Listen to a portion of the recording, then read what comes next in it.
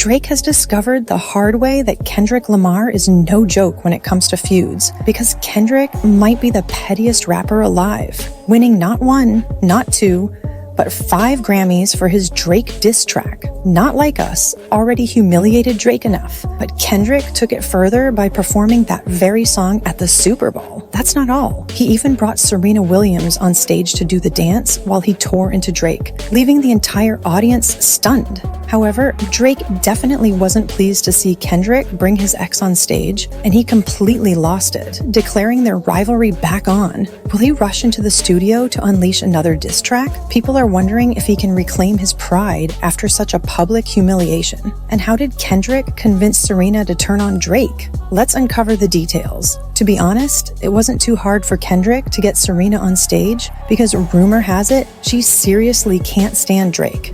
I'm not even shocked if she actually begged Kendrick for a chance to step up and show off. It's not her first time dancing to that track. Do you remember that unforgettable walk she did while presenting at the ESPYs last year? It had zero connection to Kendrick or Drake, yet she still found a way to include it. Sources say she deeply despises Drake. So what really went down between them to spark this level of rage? For anyone unaware, Drake and Serena used to be an item back in the day, and after they split, Drake simply couldn't deal with it. He made it his personal mission to embarrass her in the most dramatic way imaginable. This type of behavior isn't shocking from Drake because he has a distressing track record of losing control whenever a woman turns him down, and he won't stop firing subtle shots for years. We've watched Drake target Rihanna for ages, showering her and her partner, App Rocky, with all sorts of subtle or not so subtle shade, even though Rihanna has completely ignored him since their breakup. You might assume he'd get the message and move on, but he just keeps pushing. Drake's fascination with prominent women didn't end with Rihanna, because there's also that uncomfortable saga involving Halle Berry. For a long time, he plainly showed how infatuated he was with Halle, singing her praises in interviews and across social media. Yet, no matter how persistent he became, Halle never acknowledged him because she simply wasn't interested. Rather than accepting reality, Drake kept making questionable statements about her, occasionally crossing into truly inappropriate territory. One of the worst moments happened when Halle revealed she was expecting. Instead of offering a normal congratulations, Drake seized it as one more chance to fire off a needless remark. Drake didn't stop at a few random comments about Halle Berry. He actually name-dropped her in more than one track, and it was anything but flattering. In fact, it felt downright unsettling. For example, on Migos' her Versace remix, he rapped, "Take a famous girl out where there's no paparazzi. I'm trying to give Halle Berry a baby and no one can stop me." If that isn't the definition of creepy, I'm not sure what is. It wasn't playful, and it definitely wasn't sweet. It was just odd. Halle Berry had never shown him any interest, yet he publicly fantasized about her in a way that suggested he had some sort of claim on her.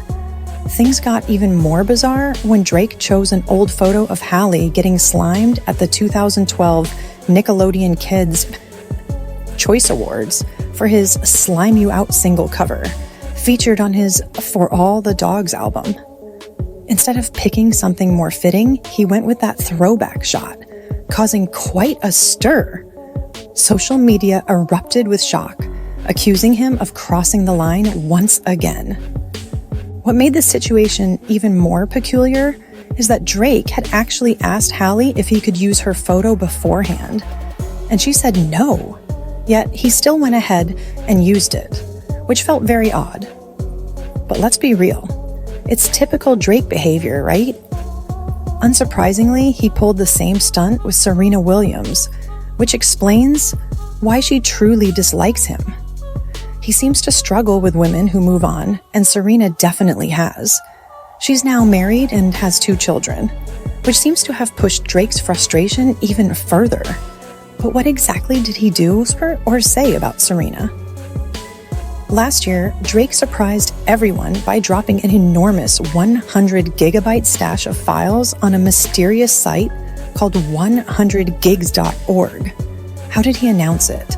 Not through his official channels, but through his not-so-secret burner Instagram account. What a twist! Which he had been discreetly updating since late June. This was no regular dump of content. It was a goldmine. Inside that data trove were never-released tracks, featuring artists like Young Thug, 21 Savage, and Latto. Yet, that was only the beginning. Fans also got an exclusive peek into Drake's creative process, including rare footage of him working on iconic albums, such as Take Care, Views, and Certified Lover Boy. As if that wasn't enough, the collection showcased behind-the-scenes moments with artists like Jay-Z, Kanye West, Rihanna, and Cameron, plus glimpses of Drake's closest circle. Everyone was left buzzing about what he might unveil next. We might never know why Drake suddenly dropped that huge pile of content, but rumors suggest it was a clever attempt to divert everyone's attention from his escalating feud with Kendrick Lamar. If that was his grand plan, it clearly backfired. The conflict with Kendrick only intensified, and this so-called distraction barely made a ripple in the ongoing drama. But wait, there's more. As if releasing 100 gigabytes of chaotic material wasn't enough, Drake slipped in a little bonus for fans. Hidden within the trove was a clip of him working on Too Good with Rihanna, revealing that the track wasn't actually about Rihanna. He intended it for his other ex, Serena Williams. Adding to the shock factor, Drake wasn't confessing this to a music insider or close friend. He casually spilled all the details to his mom, Sandy, like it was totally normal. Everyone was left in awe, wondering just how deep these secrets truly go. Serena and Drake had folks talking back in 2010 with whispers of a secret romance. But much like Rihanna, Serena never officially claimed him. She kept everything low-key and unconfirmed, while Drake, true to form, acted like a lovesick puppy. Fast forward to today, and Serena is blissfully married to Reddit co-founder Alexis Ohanian, with 2 adorable daughters in their growing family. You might remember Drake's pattern of flipping the narrative when women reject him, and Serena was no exception. For ages, he was so over the top about her that GQ magazine even dubbed him Serena's most embarrassing groupie. They weren't exaggerating, but as soon as Serena settled down with Alexis, Drake's vibe changed drastically. Instead of moving on like a mature adult, he decided to be petty. He threw shade at Alexis, calling him Serena's groupie, as if Drake himself hadn't spent years longing for her in the most embarrassing way imaginable. In his track, Middle of the Ocean, from the joint album Her Loss with 21 Savage, Drake openly declared, "Sidebar, Serena, your husband a groupie. He claimed we don't got a problem, but no, boo, it is like you coming for sushi." Alexis responded in the most dignified way possible, sharing a snapshot of himself and his daughter Olympia at one of Serena's matches and stating, "The reason I stay winning is because I'm relentless about being the absolute best at whatever I do, including being the best groupie for my wife and daughter." Right after Drake posted footage of him chatting with his mom about Serena, fans quickly realized it was a reaction to Serena's walk to "Not Like Us" at the ESPYs. He tried to mislead everyone by releasing a bunch of different content, hoping his real motive would remain hidden. But he wasn't nearly as slick as he believed.